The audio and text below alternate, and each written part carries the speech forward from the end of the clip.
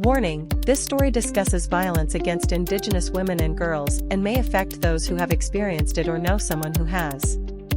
Years after the bodies of 3 young Indigenous women. 2 people are dead after a shooting Tuesday night in Toronto's Riverdale neighborhood, police say. The incident happened around 11:10 p.m. near Bain and Logan Avenues, Toronto police said in a PA. A snowstorm in northern New Brunswick has closed some schools in the Anglophone North and Francophone Northeast districts on Wednesday. In Anglophone North, all schools in Bathurst, Dalhousie, and CA. A year after the City of Winnipeg introduced bylaws to regulate short-term housing rentals, residents in a downtown condo building say the rules have done little to stop their home from becoming a G. Local chocolatiers are enjoying a sales boost from the Easter season, but Winnipeggers looking to stock up on chocolate bunnies and other confectionaries may find the costs too bitter for their taste. A Nova Scotia woman recovering from a lung transplant says she had to take tens of thousands of dollars from her retirement fund in order to undergo the life-saving procedure because Provincial Medic. As the Toronto carries out a complex and costly plan to welcome a new electric ferry next year with another to follow in 2027, oversight of the popular summer amenity is moving to a new department. There's disagreement in the Strait of Canso area over whether a recent increase in Nova Scotia's deed transfer tax for non-resident landowners will help or hurt local housing efforts. The tax, WIC.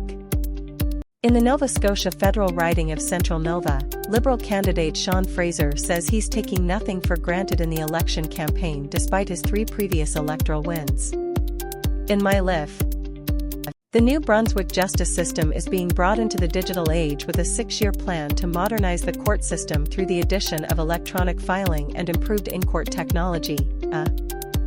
The once stalled West White Rose offshore oil project caught a new wind this week, with a self-congratulatory press conference attended by Andrew Furey, the outgoing Newfoundland and Labrador Premier. You don't need to be a Preston Manning-like soothsayer to imagine Western separatist sentiment ticks upward if the Liberals win re-election. You just need to remember 2019 and the Wexit movement. Federal party leaders are getting ready for their first debate of the election campaign this evening. The French language debate will take place this evening at 6 p.m., followed by the English débat. In 2019, Rodi Laryabarb left his native Mauritius to take a job more than 14,000 kilometers away at a meat processing plant in rural Quebec. His girlfriend, now wife, joined him a year and a half later. A historic nunnery is up for sale after a creditor pushed an Ashcroft Homes subsidiary into receivership, raising worries and hopes about the fate of a heritage property the city says is already unsa. As Mississauga looks to fourplexes to help ease a growing housing crisis, a group of college students is helping to challenge misconceptions about the structures sometimes considered ugly and blocky. After months of trade war back and forth, the impact of tariffs is starting to make its way onto our dining room tables, according to experts working in the Canadian food and grocery industry. Small. The coroner's inquest into the fatal OC Transpo bus crash of 2019 is exploring a broad swath of ideas for making transit safer, everything from creating more mentorship opportunities for new drivers. Warning: this story contains details of experiences at residential schools.